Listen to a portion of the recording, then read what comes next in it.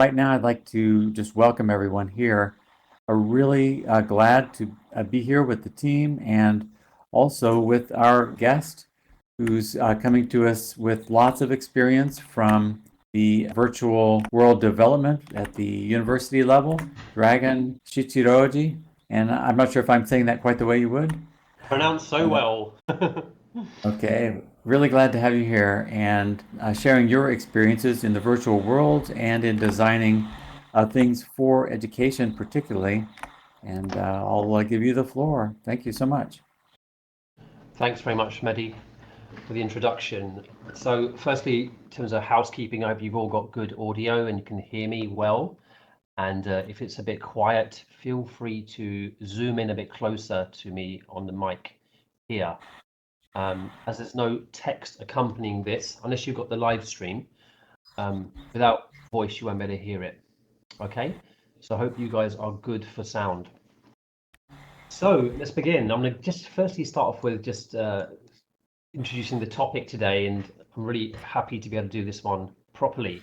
So it's called Prometheus's Flame: Transforming Education with AI. I've got a little running order of what we're going to be covering today on the aims of the session. So we're going to look at this today. Our time limit, I'm told, is 45 minutes.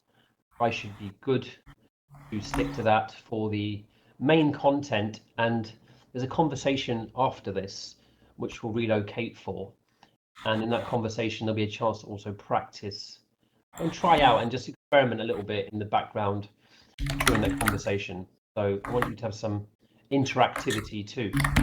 So in terms of the aims of the session, first of all, we'll start with some storytelling, and I'll begin with a story about Prometheus soon.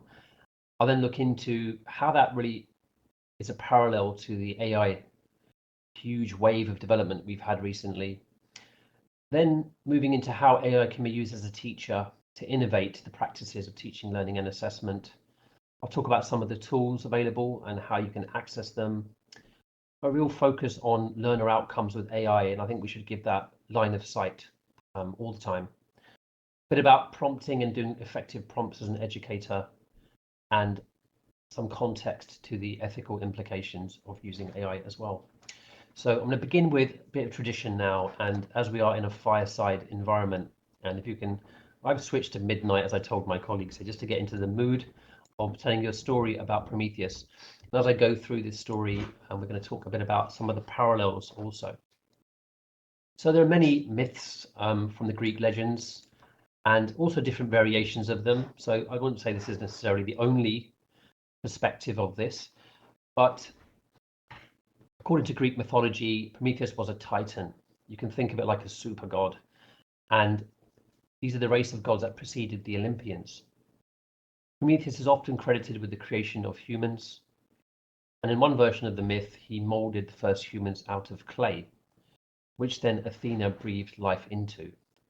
So this act of creation of clay and breath established a special connection between Prometheus and humanity, setting the stage for his future actions. The most famous story of Prometheus is his theft of fire from the gods. And in ancient Greek culture, fire is symbolic of knowledge, enlightenment, and civilization itself. Fire was kept as a secret, and the gods kept it alone. But seeing humanity suffering, Prometheus decided to steal fire from Mount Olympus and give it to the humans. This gift enabled humans to develop technology, cook food, stay warm, and essentially laid the civilization, the bricks of the foundations, the civilization to flourish and develop. So the first allegory here is what fire is, and in this context, we see AI and this development, particularly where it is now, as the gift of fire. AI has transformed already industries and societies to some extent in the way we live, and gives capabilities from medical breakthroughs to solving also complex global and human challenges. So like fire is a hazardous substance, and if we don't look after it and handle it responsibly, it can cause harm if it's not controlled.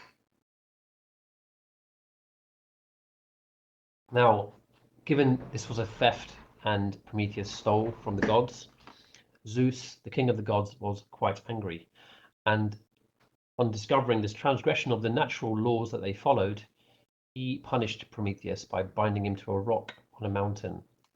There's a picture of how that might have looked. And this defiance of Zeus, the god of gods, sort of embodies the spirit of rebellion against authority or status quo for the sake of advancement and benefit to humanity. So, innovators / I'd say educators by default as well, particularly those who are working with AI like Prometheus, might find themselves at odds pushing at boundaries of societal, ethical, and regulatory standards.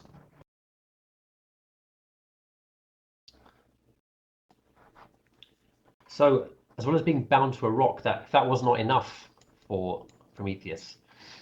Also, an eagle was involved in tormenting. I won't give the real detail here of what happened, but the eagle would torment Prometheus and daily, creating damage that would actually regenerate overnight. So every night he's there on a rock and he keeps getting, again, attacked by this eagle.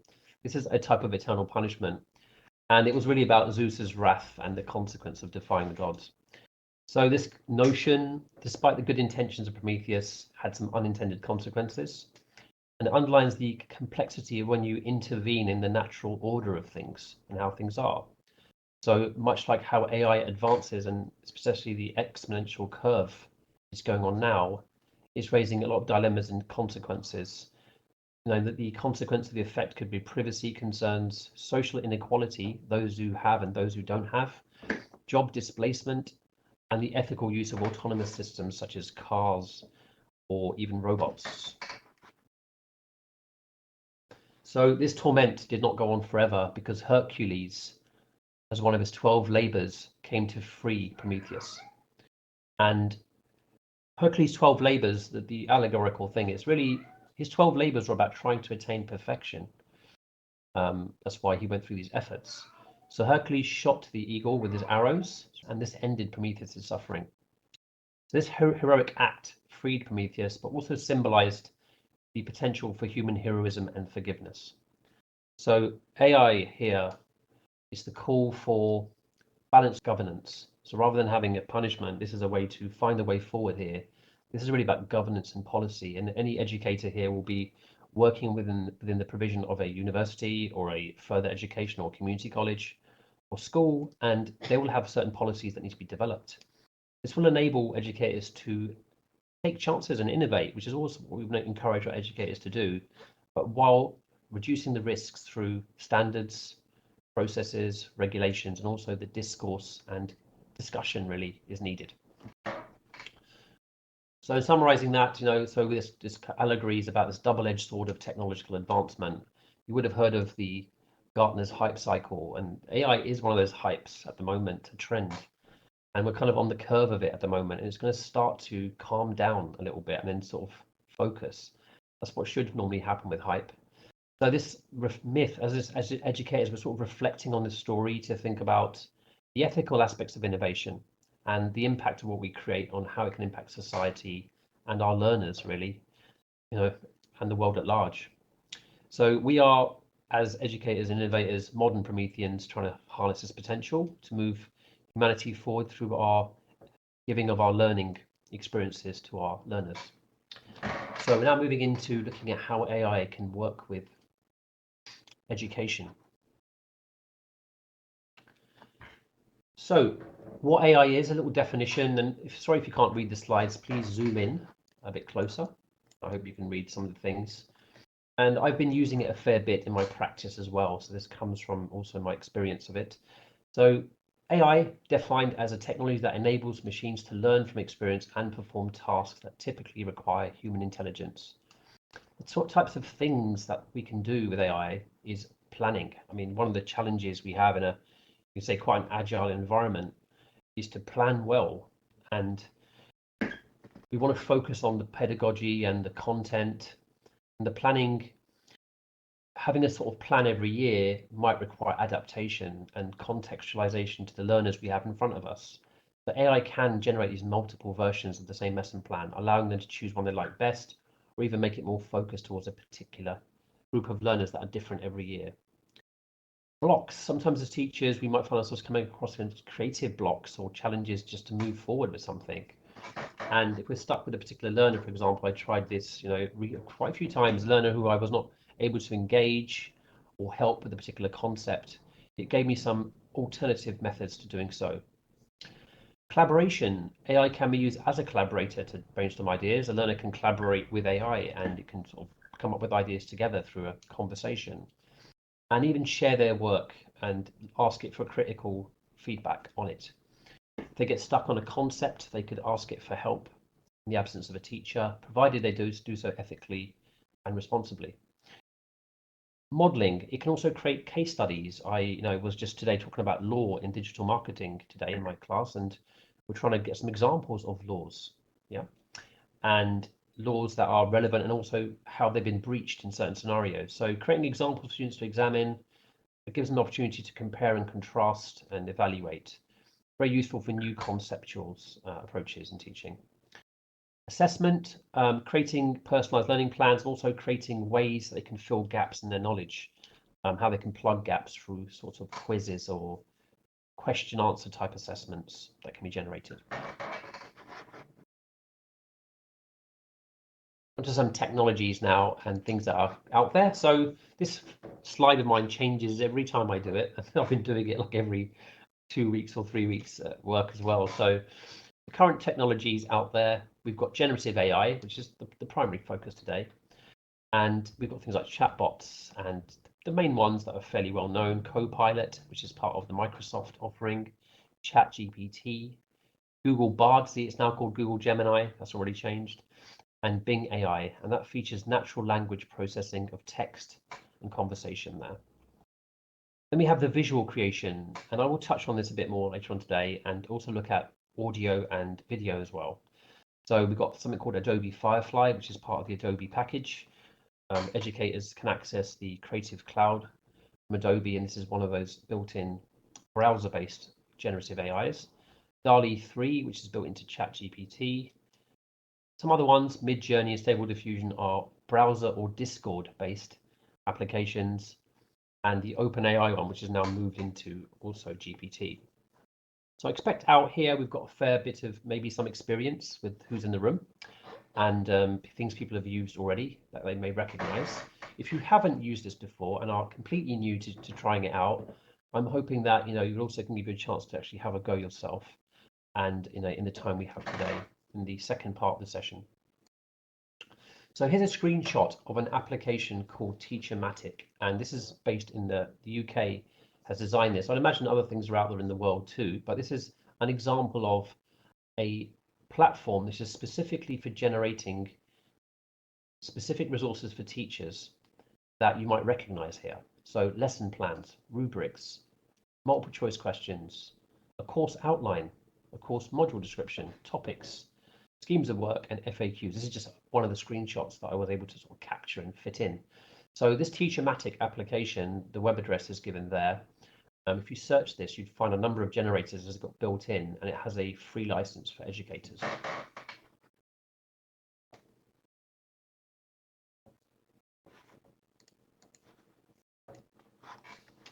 So with all these different things we can do as teachers, we do need to flip this around. And although AI can greatly help teachers, what we should always be thinking about and this is a type of professional development with you, and the best practice is always to have full line of sight to learner outcomes. So what we should be thinking about is how can we use AI in our practices to actually help enhance learners' outcomes? And my question, just for a short sharing piece in the middle of the session, is to ask you if you have any experience with this you'd like to share. And I think in terms of how we handle the questions or short questions, I can probably take them in text. We'll try and keep it to about 5 to 10 minutes if we can, please. Anything you'd like to please share in the chat would be very easy, or people can come on microphone. Maybe we could sort of organize that through Mehdi can maybe help me with that, picking the right people out. There's no kind of hands up, is there, usually here? Maybe if they ask so in chat, that'll be easier, and they can come on the microphone as well. Just some examples of how you might have used AI to help enhance a learner's outcome if you've been in that situation before. Looks like we're getting one right now. Coming in from Max, thanks. I thought that using AI to generate first drafts of paper could be helpful or encouraging students editing. Has anybody tried that? Or great example actually, because that is really directly addressing it, right? So in Max's scenario, maybe that's a really good practice, because when I have a question students have got to do for an assignment, I will show them how AI responds to it, and then we'll critically take that apart. We'll analyze that and see the deficiencies as well as some of the benefits it gives. That's a good practice to do it directly with them. Yeah. Mm-hmm. And students can then see like the quality of it. And in more sophisticated examples, it's sometimes trying to pull out like maybe like a whole abstract, or a paragraph. That's a good example, Max, there. Great. Thank you, Max. Another one come in. This is from Marley. I wonder whether you can send a bunch of scripts on a similar subject and ask AI to condense and organize. Sure, Marley, in terms of scripts, what would you mean by that? In terms of code scripts, or even something like a text? Does that mean like text, like language scripts, or in what context would you mean there? I do know you can write many different languages of computer coding in ChatGPT. It can give you sample code. It doesn't always work, but it can give you something you can start with. I think I can be broad in responding to Marley there. She might be giving me some more detail there, but I think in scripts, let's just take any script, just to say it's like a languages or English, for example, and it's maybe literature, yeah, or history, for example, and it's just text. So yes, you can supply the text in a bunch and ask AI to simply summarize it or tabulate it. I remember doing a postgraduate assignment and having to do some synthesis work and looking at pros and cons of a particular feature. It was actually about, say, for example, change leadership, I think it was. So it just looked across some of the sort of pros and cons, and it tabulated and summarized these different papers I provided it. The particular applications that allow PDF files or Word files to be uploaded are going to give more advantage to this. So I'd be conscious of what your education provision is providing you, what particular platform it is. So if you use, for example, ChatGPT, the paid version, that allows you to upload files. And I think Copilot Enterprise does the same thing now as well. For coding, you can generate scripts. I think I produced a very simple image generator with OpenAI's platform, and it produced for me an outline LSL script. It seemed to understand LSL and produce it for me with quite a bit of touching up, but it did sort of give me an indication of how to go about it, and Max has responded there too. Mm-hmm. Yeah, that's good. Any more comments here on learner outcomes with AI? I think maybe Mehdi, you could share yours perhaps just briefly in terms of CyberX. You are doing that quite quickly. So we've got another one. I'll do that, but we've got one coming in from Val. As a national writing trainer, I taught writing strategies to help encourage finding one's voice. I fear that AI may inhibit authentic voice for individuals if our students depend on it. Do you think we must sacrifice some outcomes of hard work for the convenience AI brings? Right, yes, okay. So I am personally in favor of the authentic voice, actually. And in a classroom environment, you might, for example, want to see the student's original authentic style of writing initially to see if later on what happens and how it develops.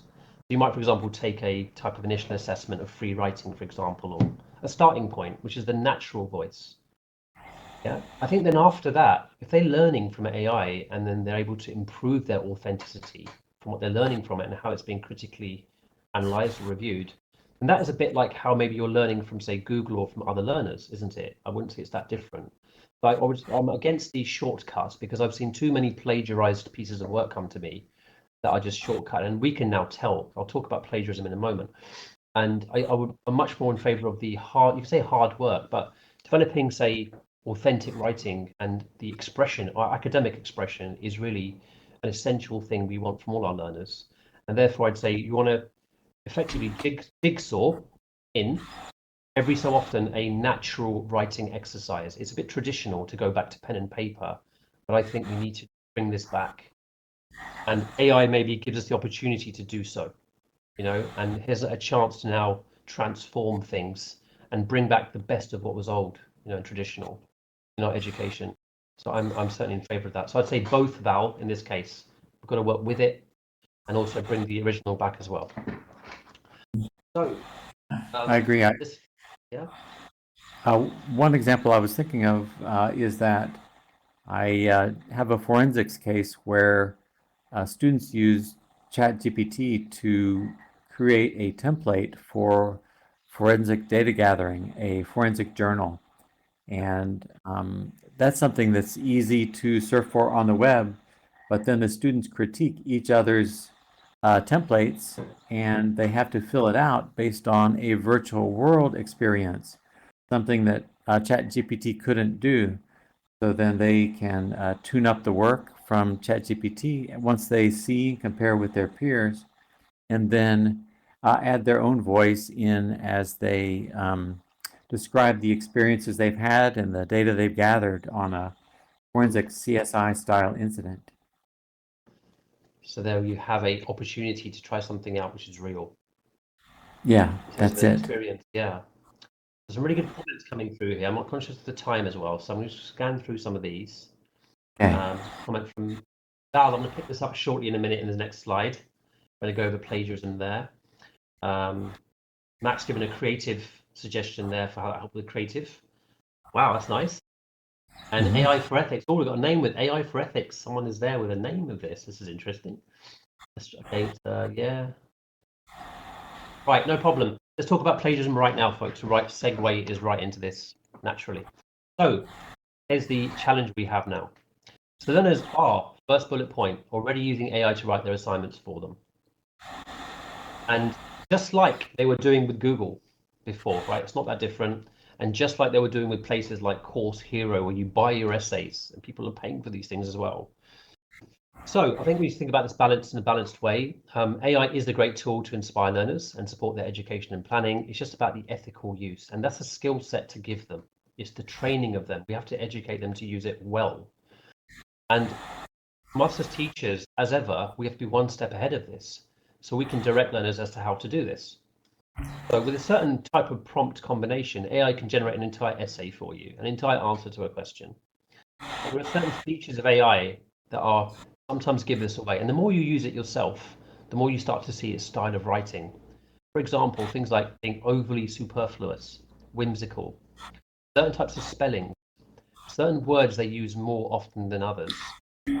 And you can use an application like there's some three here I've mentioned here. I've only given the free ones, but the Scribber is the best one. Zero GPT and GPT-0, they're not 100% foolproof. And as I mentioned earlier, the best way of knowing it's their own work is to analyze and look at their initial own writing as a contrast. That's the best way to sort of see what their real writing is like, particularly if they're learning online and not in front of you. You need some way of being able to do that and emulate it. So Turnitin has been mentioned in the chat here, and that's quite a sophisticated tool that universities use. And it's getting harder because what you can do is with AI, you can generate something and then give it to another application to rephrase it so it doesn't work in a detector. Okay, so the only knowledge you have of that student is what you've seen of their work authentically to match. And that I think is going to be how we solve this problem going forward. And those places that are, you can say, pioneering it or working with it in a very direct way with learners, in a more transparent way, I feel would be in the best place to be able to do this and have that open conversation with them, rather than putting up barriers saying don't do it, and then we have to work on the kind of behavioral management around how we get them to do it the right way, if you know what I mean. So here's an example of a free writing task that a learner did for real in ChatGPT, and we put it through, I think it was GPT-0, one of the ones I gave links to earlier. And any links, by the way, feel free to ask at the end and I can share things back with you. This is a free scanner. It scans very quickly. It says, we are highly confident this text was AI generated, 95%. And it gives you on the left-hand side a highlight of what's come out. And you can see the sort of structure it's given here. Certain words that I've seen a lot in the ChatGPT outputs, for example, and AI is the word crucial, the word notion. I see those words a lot. And the way it's structured the numbering here and done like a word and then a colon is quite standard output from GPT. Plus, the way it's written, it's so tight and you can say efficient. It doesn't have any errors or any kind of natural mistakes or flows. Like it's those sorts of things you're looking out for when you're seeing this kind of usage. Here's another example. This is an example of a learner responding to a question about attribution of content. And this has been taken directly out. This is 100% AI GPT generated. And the attribution that's highlighted there, what's exactly been matched with an AI output there. So these tools can help you, give you an indicator, and then it's then into the conversation with the learner about what happened and so forth. Little caveat though, I had a learner who was learning online and I ran this tool with them and actually it gave me quite a high match. I then classified it as being plagiarized with them. That was me learning the hard way. The learner then told me because they were a web developer for 2 years, that's why the answer was so good and so well written. So I was caught out in a bit of an embarrassing way and I had to rectify that and reverse it. So you can't make judgments too quickly. You have to be, again, as ever, methodical about your analysis of this and then follow up with engagement. So if you come across AI, it's good to talk to them about it. Show me how you did this. What prompts did you use and how did you refine it? Look at this as a process. Ask them questions about their work to see if they understand what they're doing rather than just having AI being outputted. Some universities, and more so, are adopting methods to cite and include AI prompts in their guidelines. And some of you as practitioners may be aware of this, yeah, in this happening. So this is more of a transparent usage where we're saying, this is how I did it. This is the prompt I used. This is how I changed it. So that's a good way to make it an incorporated process.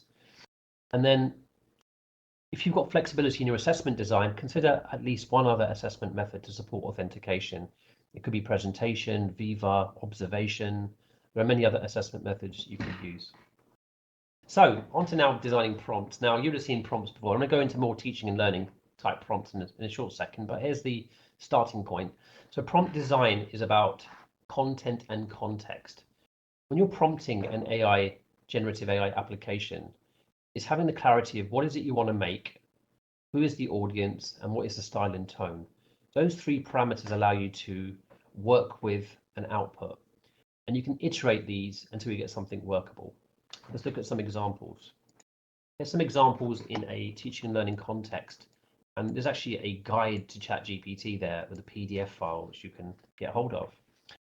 And here's some prompts. As you can see, there are 3 different types of prompt there. Here's an example, can you generate a short story to help illustrate the concept of machine learning? This is giving a summary or a storyline of something where it looks across its whole language model and is able to craft for you a short story to illustrate a concept. Learning prompts. So can you provide a list of practice problems on binary? Can you generate a dialogue that demonstrates the use of different programming languages?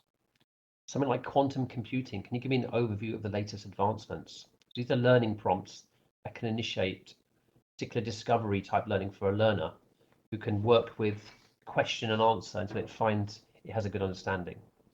Then on to assessment. Can you generate a quiz on the topic of network security? I could add more context. I could say at introductory level, in high school, in this particular university, and be very specific about it. And it is able to it knows who the main providers are that are out there. So you can be very specific about what particular provider you're working for. Can you provide a set of comprehension questions based on this article about artificial intelligence? Provide the article or a link to it, and it will then read it and then give back a response. Can you generate a problem set that requires the application of data structures and algorithms? It is hard for teachers to always craft new things constantly, have enough time to do so. This will create for you the ability to generate small assessments that you can use in live practice. Now, some of the concerns around risks of using generative AI, and not to understate these things. So let's talk about some of these. After this, I'm going to show you some of the other tools that are available, and these involve media as well.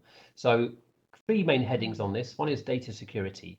So GDPR, we always recommend as being the big concern with data. So you would not enter personal data into a prompt.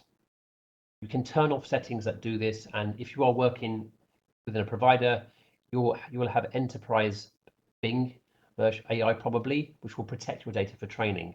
You always can check this with your services department. On a private level, OpenAI do say we do not use personal information. I think caveat with that, we don't know that for sure on how that's working. So just generally better to avoid any personal data being entered into the system there. Misinformation, this is a well-known thing. It is improving, they're getting better all the time, but you have to always do a fact check on some of the things that come up. Because sometimes AI tries to do something and will make something up. I've had quite a few bum citations appear in the middle of my text. And I think, what's this citation? I look for it and it doesn't even actually exist. Yeah. Just trying to close the gaps, trying to impress me, but we know better, right, as people. And as was mentioned earlier, misinformation, and also just checking facts, throwing an AI assignment at AI and critically analyzing it together is a form of critical pedagogy. This is a good practice in terms of optimizing how you teach with learners so they're a partner of learning rather than in a hierarchical model. Bias. So bias, there's huge data sets being trained, and it's a vast part of the internet which already has inherent bias. So ChatGPT reflects this back in its responses, and I think as teachers yourselves, you would have a keen understanding of equality and diversity and would have an eye for it, so you know how to call it out. So there's a balanced response. And in general, I see us as using AI as an embedded practice, much like how we might use a Google search in the classroom. We can use it alongside our teaching as we go along as another way to show concepts and so forth. Okay, so these tools I've talked about today, here's some of the links. I'm giving 3 of these just so no one is left out, because that top one doesn't require a sign-in, perplexity.ai. If you remember that one, that's a really fast engine to get to, doesn't require a sign up and you're straight there, and it has a GPT-4 model behind it. It's quite advanced and sophisticated now, and does produce not only outputs, but also gives you links and videos of what it found and where it found it from. So I like that one a lot in the classroom. Chat OpenAI and Copilot depend again if you've got a Microsoft or a different type of infrastructure. I didn't mention actually Google Gemini, which is also currently available too and is advancing as well. So there's 3 tools for text generation there. Now on to another one, which is music and video. So this one here is from a website called, Runway. And Runway allows you to create short videos. Free membership gives you a few credits every day. It is a bit slow in making the outputs, but it is a really useful app to make some really short video. And I've not tried some of these lip sync and other tools there, but I was able to create some video fairly rapidly of some scenery, and it did a pretty good job of it. I was also experimenting with music creation very recently, and I went to udio.be to have some fun here. So Udio is again free. You can make 30 seconds of audio samples. And the nice thing about it is you can actually give it a style or a kind of format, and it will try its best to produce a basic song, or you can even give it lyrics. Actually, I gave it some lyrics and said, make me a rap song with hip hop, lo-fi, and it kind of produced this thing for me. I was able to also extend an instrumental at the start, the end, relatively quickly, maybe 5 minutes or so. Quite scary how fast I could produce music. I wouldn't be surprised if this stuff's already out there and circulating, in the general media. So that's udio.com there. So a good course that I did, it's a little crash course I went on, and it was a really good short free course on Udemy.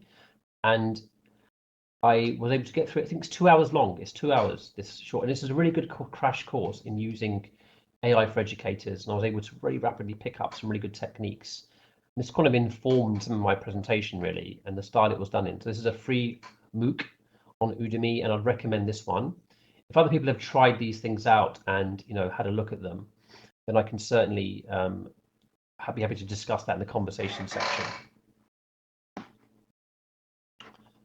So moving on now, I'm going to put some of these links, folks. If you want these links, just ask out in the chat, and I'm going to, as we get to the next part, sort of close down a bit, I'm going to drop in some links in the chat so you can get straight there, okay? Some of these longer links, I'll just make sure I get that out to you all. Yeah, thank you, Aquarius. Just say it in the chat, and I'll come back to you on that so you can all get them. Okay, next up.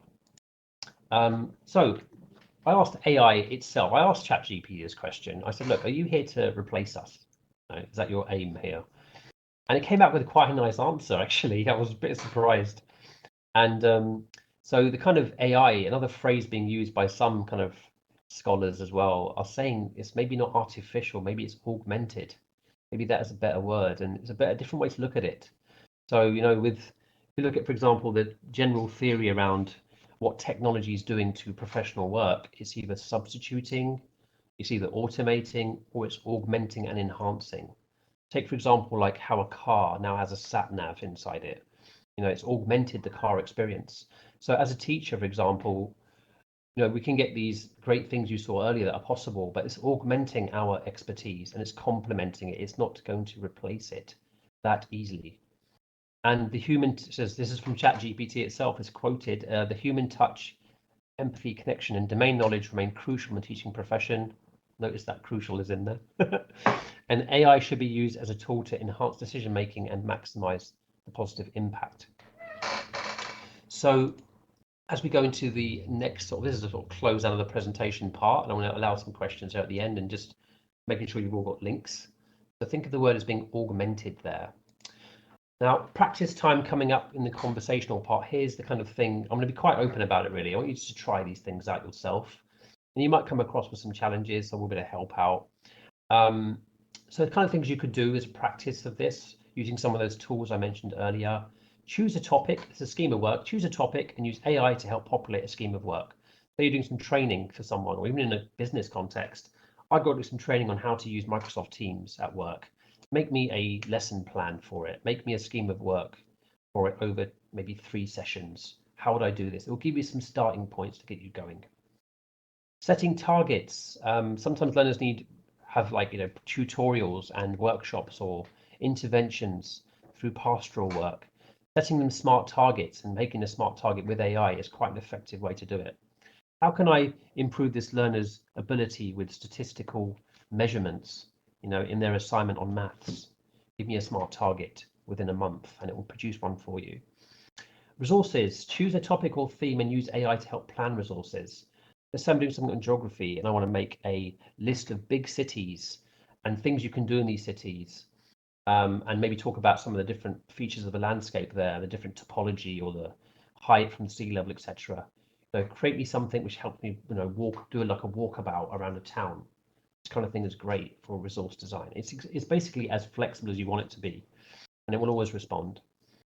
Course design. I did some research with AI to actually look at courses in the local labour market. I said, using the latest labour market information, please design me 5 courses that will work for this type of audience, adults learning IT.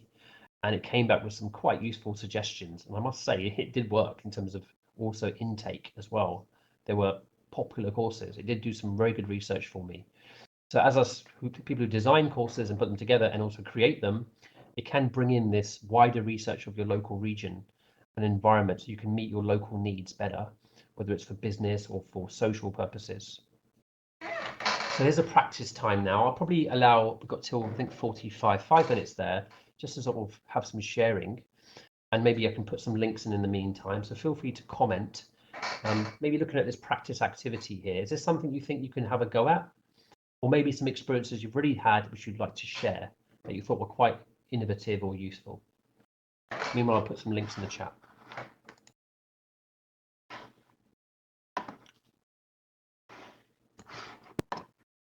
That sounds good. Yeah, I think the links in the chat will be very helpful for people wanting to try some of these things out. So thanks for doing that. No problem. This is Rand. We can start. Go ahead. One thing I was taught to do in graduate school when I was reading journals and textbooks is to argue with the author, to question everything I read, to write in the columns. I'm wondering what you think about doing that with ChatGPT. You can get it to write what you want, but it's that Socratic dialogue that you have with ChatGPT to keep making it refine what it is you're trying to say. Given the way it works, it wants to please you, so it works on its language model, working with strong bounds of what it thinks you're trying to say. But how do you recommend having that push and pull dialogue with AI so it thinks with you before you commit to the paper? I think there's 2 ways looking at this actually. One is the voice approach, and I'd say we haven't really touched much on that today, but voice is emerging rapidly, and you can start having a conversation now with AI directly in real time. So ChatGPT 4.0 is quite an effective way of discussing something backwards and forwards, and you can even argue and debate with it, and it will respond back. So voice is one medium for Socratic discussion. In working with documentation or refining work, I think it's probably more about how much can it take in one go. So if, for example, you had maybe a paragraph that you wrote and you said to it in a question, I've written this paragraph. What do you think about this? Can you critically analyze it in terms of spelling, punctuation, grammar, me getting the point across, substantiation of my claims, any critical opposition arguments I've missed? The more richness you can put into your context, the more it can come back. But it's not so easy in the text version to have a quick, fast backwards and forwards. It's more like a kind of a cluster of things. It's better with like grouped information, you know, and come up with a more extensive answer in one shot. But I think voice is better for Socrative, and the text is better in a more sort of structured way when you give it a really good, rich, contextual prompt. Yeah, I like your recommendations of talking to it in terms of prose, in terms of dialectic, in terms of context, because that's when my experience it starts getting real smart and starts giving you insight into what you're trying to say rather than what it's trying to say. So thank you for that answer. Yeah, us saying more is definitely a thing that's important, isn't it? Because I've written like a couple of questions into GPT. It comes up with 300 words. I said, I don't want 300 words. I want your opinion.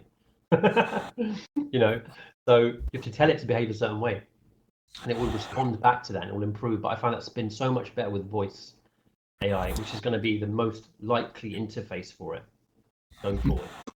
You know, I'm wondering about initially making a distinction. Suppose you use a phrase that other people have used, but in a different context and meaning something different.